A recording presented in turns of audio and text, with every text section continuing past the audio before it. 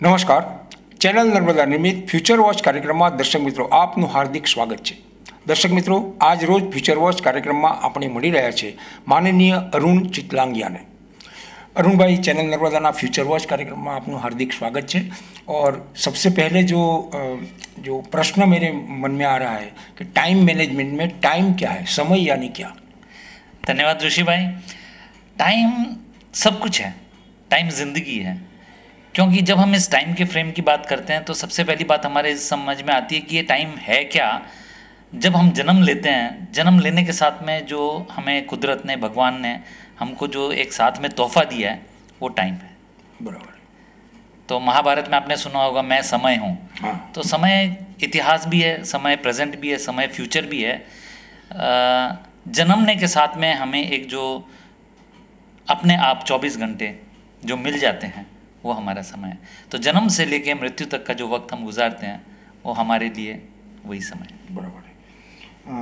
लेकिन उसको मैनेज करना ये किस तरह हो सकता है? ये बहुत अच्छा क्वेश्चन है आपका.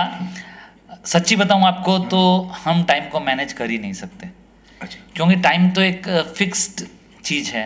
24 घंटे गरीब अमीर सबको 24 घंटे मिले हैं. ना आप उसको घटा सकते हो, ना आपको बढ़ा सकते हो. न बाजार में जाके आप समय को खरीद सकते हो, न बेच सकते हो, न बैटरी में स्टोर करके रख सकते हो. लेकिन हाँ, हम क्या कर सकते हैं, हम जो एक्टिविटी करते हैं, हम लोग जो काम कर रहे हैं उसी 24 घंटे के अंदर या उसी 1 घंटे के अंदर, एक दिन के अंदर उस काम को हम व्यवस्थित कर सकते हैं. उस काम को हम इस तरीके से कर सकते हैं कि उसी समय में से हमें ज़्यादा फल मिले, ज़्यादा बेनिफिट्स मिले. अच्छा. तो रिजल्ट ज़्यादा मिले, ये हम कर सकते हैं. तो असल में हम देखेंगे तो इसको हम बोलना चाहिए एक्टिविटी मैनेजमेंट, लेकिन हमारी समझ के लिए हम उसको बोलते हैं टाइम मैनेजमेंट. बराबर है. दूसरी बात यह है अरुण जी कि ये घड़ी की शोध हुई. हाँ. बराबर ना. तब से हमको मालूम है कि भाई अभी इतने बजे है, अब हाँ. अभी 6:30 बजे है और हम ये इंटरव्यू में बात कर रहे हैं. बराबर हाँ, है. हाँ. लेकिन ये घड़ी की शोध होने से पहले जो टाइम था, हाँ. उसको मैनेज किस तरह करते होंगे लोग? देखिए, टाइम अनंत काल से चला आ रहा है. बराबर. तो हमारे पास में घड़ी है या नहीं और उससे हम उसको जांचते हैं या नहीं, उससे समय को कोई लेना देना नहीं. समय अपने हिसाब से पुराने समय से, पुरातन काल से चला आ रहा है. घड़ी से हम उसको नापने लगे हैं. अच्छा. और उसके पहले लोगों के पास नापने के अलग तरीके थे. सोलार घड़ियाँ हुआ करती थी. सूरज चंद्रमा तारों को देख के लोग महीना और ये सब बता दिया करते थे कि ये महीना चल रहा है.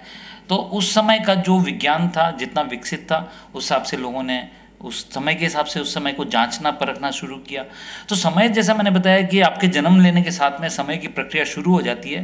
लेकिन जब हम उसको बांटते हैं साल में, महीनों में, दिन में, घंटों में, तो उसको जो नापने की हमारी पद्धति है, जो मेजरमेंट है हमारा, वो हम अलग अलग तरीके अपना सकते हैं. सो पुराने समय में एक चांद तारे का मेथड था, सूरज के उगने और डूबने का था, चंद्रमा के उगने डूबने का था.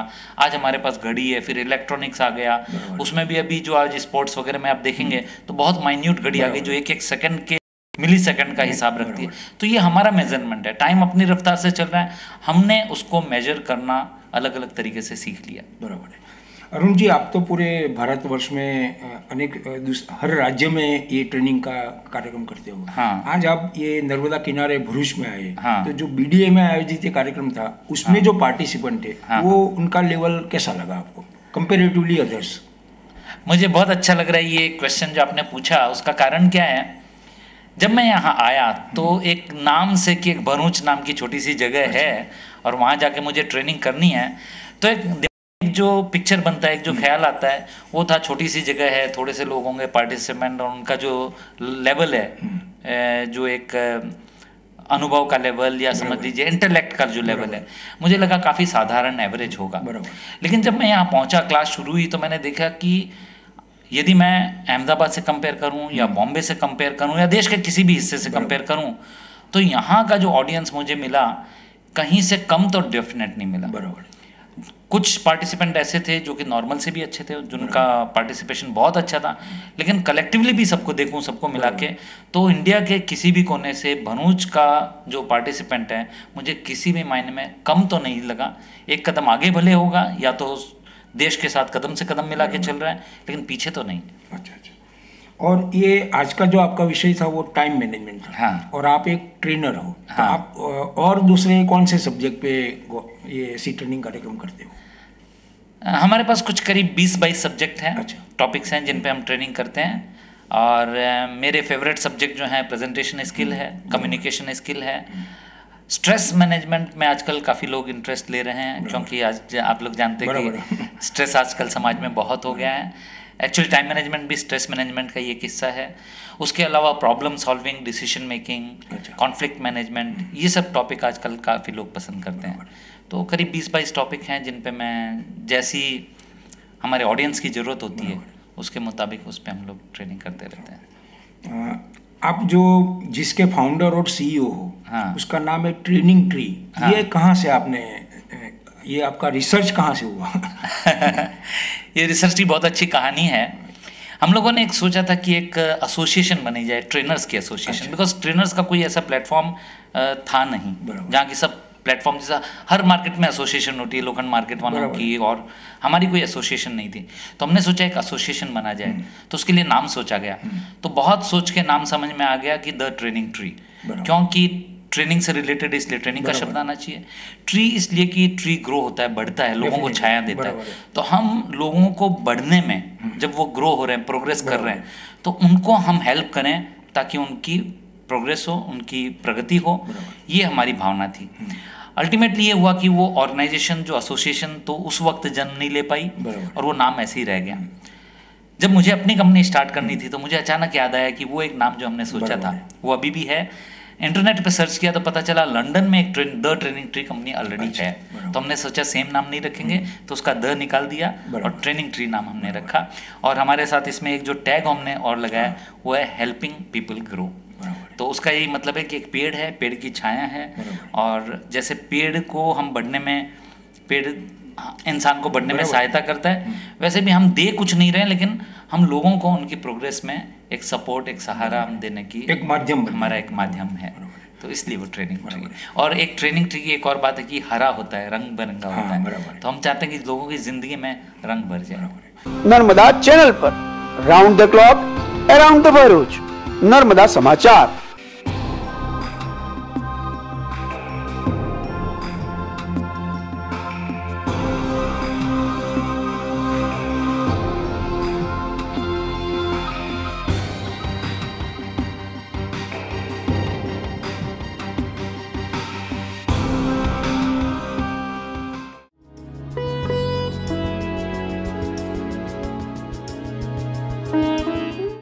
अरुण जी, आप इंटरनेशनली फेमस 2 एनजीओ के साथ आप जुड़े हुए हैं। हमारी जो अनौपचारिक बात हुई, एक तो JCI जूनियर चैम्बर इंटरनेशनल, और दूसरा लायंस।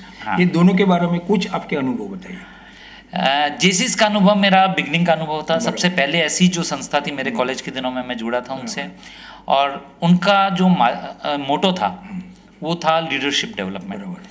और वो पहला मेरा अनुभव था जहाँ कि मैं एक बहुत इंट्रोवर्ट, बहुत साधारण, बहुत शर्मिंदा व्यक्ति हुआ करता था, और जेसीस में आने के बाद मुझे प्लेटफॉर्म मिला जहाँ कि मैंने अपने आप को ग्रो किया, जहाँ कि मैं एक, मेरा जो हिचक थी, एक जो मैंने एक शेल बना रखा था, उससे मैं बाहर आया और बाहर की दुनिया से जुड़ा।